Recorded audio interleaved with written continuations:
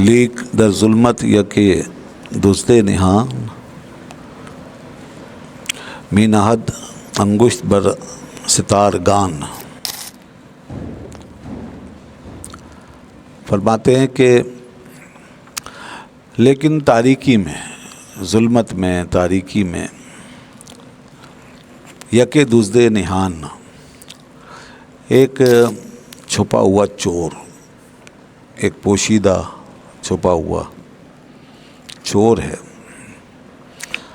می نہد انگشت بر ستار گان۔ وہ کیا کرتا ہے؟ وہ ستارے ہیں نا، ستارے، تو ان پر وہ انگلی اپنی رکھ دیتا ہے۔ ستارے سے مراد یہاں پہ چنگاریاں ہیں جو ستاروں کی طرح چمکتے ہیں، تو چنگاریوں پر وہ اپنی انگلی رکھ دیتا ہے اور ان کو بجھاتا رہتا ہے۔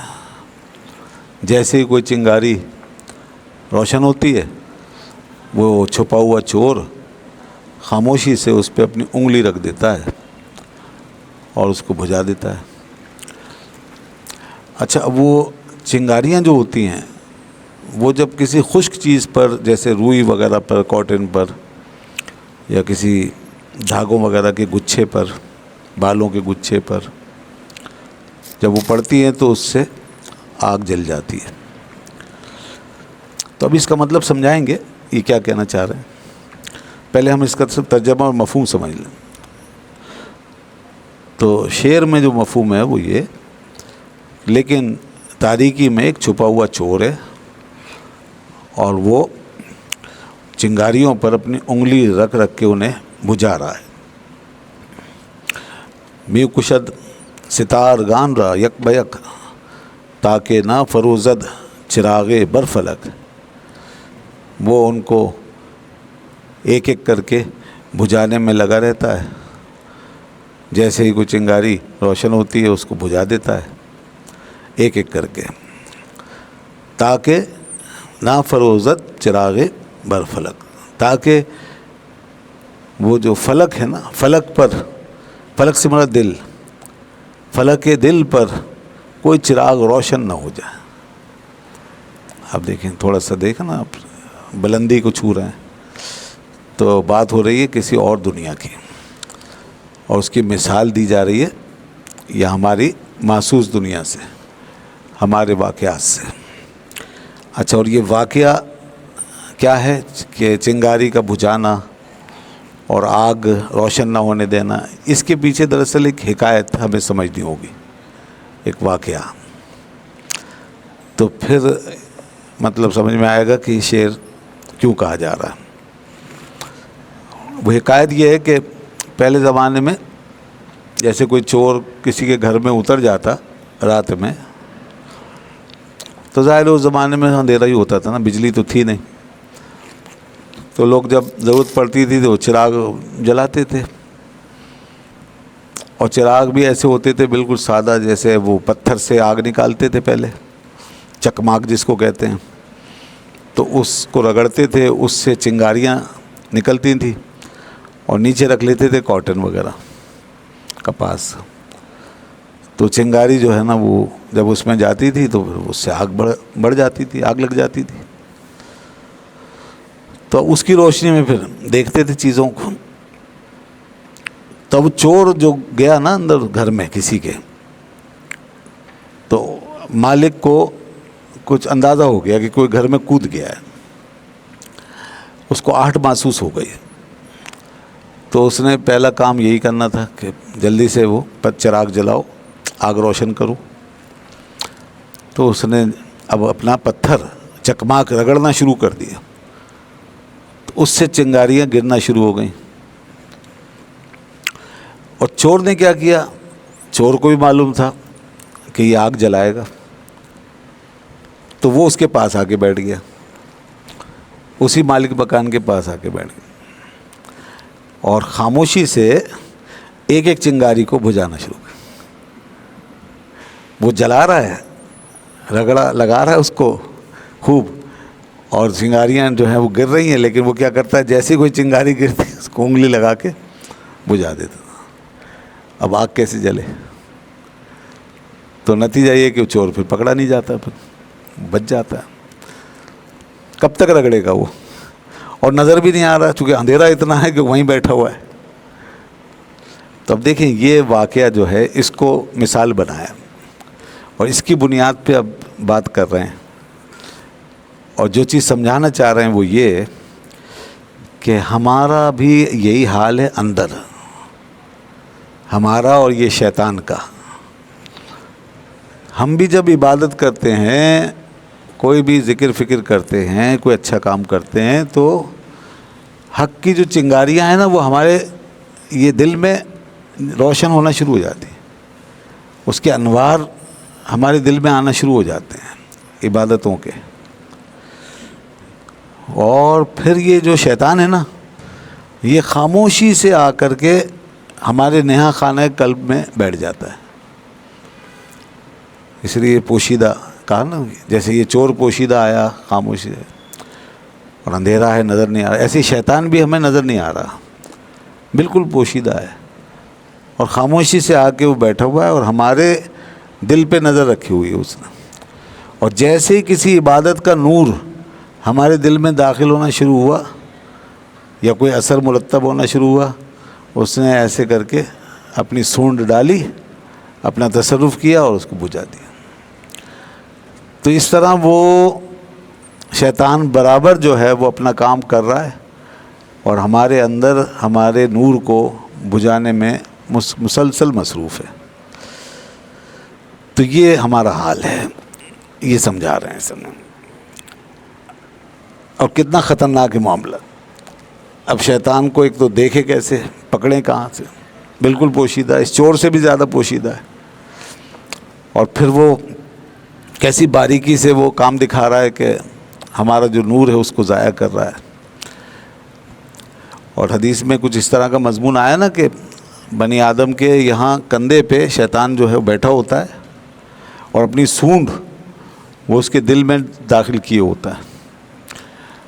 اور جب کوئی شخص اللہ کو یاد کر لیتا ہے تو وہ سونڈ نکال لیتا ہے. اللہ کے ذکر کی وجہ سے یہ اثر پیدا ہوتا ہے کہ شیطان کا جو اثر ہے یا تصرف وہ باطل ہو جاتا ہے اور وہ اپنی سونڈ کو کھینچ لیتا ہے. جیسے ہی بندہ غافل ہوتا ہے وہ اپنی سونڈ دوبارہ داخل کر دیتا ہے. تو اس کا مطلب یہ ہوا اس حدیث کی روشنی میں کہ جب ہم غافل ہوتے ہیں یا ہماری صحبتیں بدلتی ہیں تو پھر شیطان کو موقع مل جاتا ہے کہ جو کچھ آپ نے کمایا ہے وہ اس کو پھر ضائع کرنے کے لیے اپنی پوری کوشش لگا رہا ہوتا ہے اور جو نور آپ کے پاس موجود ہے اس کو بجھا رہا ہوتا ہے وہ. اور بس اسی وجہ سے آدمی پھر اپنا سارا کمایا ہوا ضائع کر دیتا ہے.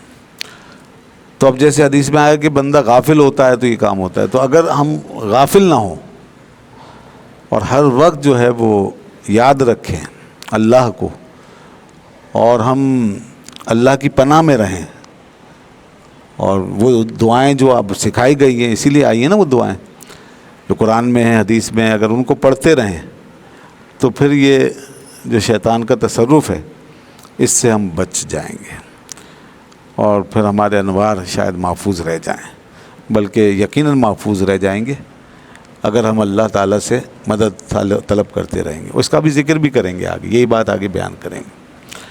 تو وہ دعائیں جو ہیں وہ بھی ذرا یاد کر لو. قرآن پاک میں جیسے رب اعوذ بک من ہمزات الشیاطین واعوذ بک رب ان یحضرون، تو دیکھیں یہ دعا بہت مؤثر ہے. اس طرح کی دعائیں جو ہیں وہ پڑھنی چاہیے. اور جیسے مختلف مقامات پہ بسم اللہ کی برکت بتائی گئی ہے کہ آپ گھر میں داخل ہوں تو بسم اللہ پڑھ کے داخل ہوں تو شیطان گھر میں داخل نہیں ہوگا. اسی طرح کھانا کھانے سے پہلے بسم اللہ پڑھ لیں تو پھر وہ اس میں شریک نہیں ہوگا، کھانے میں شریک نہیں ہوگا، الگ ہو جائے گا. اور اسی طریقے سے جب واش روم میں جائیں تو بسم اللہ پڑھ کے وہ دعا پڑھ لیں، اللہم انی اعوذ بک من الخبث والخبائث. تو حدیث میں آتا ہے کہ وہاں یہ گندی چیزیں آپ کو پھر دیکھ نہیں سکیں گی، حجاب آ جائے گا بیچ میں. ورنہ وہ پھر اثرات مرتب ہوتے ہیں. اگر یہ گندی چیزیں ہمیں دیکھیں بلا حجاب، ٹھیک ہے نا، ایسی حالت میں، خاص طور پہ ایسی حالت میں جس میں ان کی قوت بڑھ جاتی ہے. ان گندی چیزوں کی قوت بڑھتی ہے نجاست کے وقت، گندگی کے وقت، ناپاکی کے وقت. اس لیے فرمایا جس گھر میں تصویر یا کتا ہو یا جنوبی ہو تو وہاں فرشتے نہیں آتے. تو چونکہ آپ کی حالت اب گندگی کی ہے تو فرشتے دور ہو گئے، تو اب شیاطین قریب آتے ہیں، پھر ان کی قوت اور کشش بڑھ جاتی ہے. تو بیت الخلاء میں، ٹوائلٹ میں گندی چیزیں ہیں، وہاں یہ دعا پڑھ لیں، ٹھیک ہے نا. تو اسی طرح کہیں کسی ویران جگہ میں جا رہے ہیں، جنگلوں میں ہیں، ایسی وادیوں میں جہاں شیاطین وغیرہ کا ڈیرا ہوتا ہے، وہاں کے لیے بھی دعائیں موجود ہیں، وہ پڑھ لیں. تو یہ سب کرتے رہنا چاہیے. مطلب اللہ تعالیٰ کی یہ پناہ ہے ہمارے لیے، اللہ تعالیٰ کی ایک پناہ ہے یہ، ہمیں اس پناہ میں رہنا چاہیے. تو دعائیں اس کا بہترین وسیلہ ہیں. اور اس کے لیے میں آپ کو بتاؤں، یہ حسن حسین جو کتاب ہے نا، یہ لے لیں، یہ کتاب لے لیں اور اس کتاب کو اپنا معمول بنا لیں. یہ کتاب آپ کے لیے یہ بالکل اسم بمسمہ ہے. حسن حسین یہ قلعے کے معنی میں، یعنی یہ قلعہ ہے پورا. آپ نے اگر یہ کتاب پکڑ لی ہے نا اور اس کو پڑھ لیں، اس کی تمام دعاؤں کو، تو یہ پورا قلعہ ہے، آپ اس کے حصار میں ہیں، پھر کوئی پھر پریشانی نہیں. یہ کتاب لکھی بھی اس وقت ہے ان بزرگ نے جب یہ ایک بہت بڑی مصیبت میں پھنس گئے تھے کہ وہ دنیا کی کوئی طاقت ان کو بچا نہیں سکتی تھی. اس سے ایک ایسی مصیبت میں یہ پھنس گئے تھے. تو پھر انہوں نے یہ دعائیں ساری پڑھی، اور جب یہ دعائیں پڑھی تو اس سے نجات مل گئی. تب انہوں نے اس امت کے لیے، ہم لوگوں کے لیے وہ ساری دعائیں جمع کر دی تاکہ لوگ آئندہ بھی اس سے استفادہ کریں. اور اس کتاب کی خوبی یہ ہے کہ جتنی بھی دعائیں اس میں موجود ہیں وہ تمام تر صحیح احادیث سے نقل کی ہیں. تو چھوٹی سی کتاب ہے، یہ آپ بس اپنے پاس رکھ لیں اور اس کو روزانہ پڑھیں تو یہ یاد ہو جائے گی، اور ان دعاؤں سے لبریز ہو جائیں. آپ دیکھیں اس کی بڑی برکت ہوگی. تو جب معاملہ اتنا نازک ہے کہ شیطان ایک خفیہ چور کی طرح ہمارے اندر داخل ہو رہا ہے، آ رہا ہے، جا رہا ہے، اندر کہاں کہاں بیٹھ رہا ہے، دل میں گھس رہا ہے، روح میں گھس رہا ہے، وہ تو ہر جگہ گھس سکتا ہے، دماغ کو پڑھ رہا ہے ہمارے، تو اس کے پاس تو ساری تیاریاں اور صلاحیتیں موجود ہیں. تو پھر وہ اس کے مطابق ہمیں بار بار جو ہے اپنے ساتھ انگیج کر رہا ہے. اور یہ دیکھیں نا کیسی، مطلب یہ کہ ایک بات بڑی دلچسپ بھی ہے، خوفناک بھی ہے. جو مثال دی کہ ادھر ہمارے یہاں کوئی نور روشن ہوا اور ادھر اس نے پھونک مار کے یا کوئی تصرف کر کے اس کو بجھا دیا، تو پتہ چلا کہ ہم وہیں زیرو کے زیرو ہی رہے.